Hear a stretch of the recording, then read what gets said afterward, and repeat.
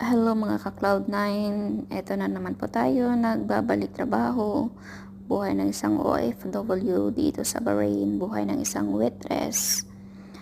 Yan po, ginagawa po natin ay nagsisita po tayo sa breakfast buffet para bukas ng umaga.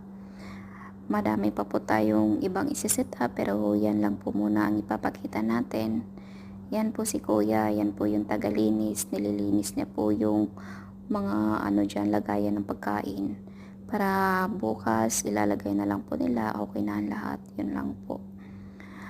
At yan po, mag-isa lang po ako na nakikita nyo dyan kasi yung mga kasamahan ko, hindi ko alam kung nasaan sila pag ganitong oras. Busy po talaga sila sa kanya-kanya nilang buhay, iwan ko na lang sa mga to talaga. Dyan po sila kakain bukas ng umaga. Yan lamang po at maraming salamat. Don't forget to like and subscribe. Thank you.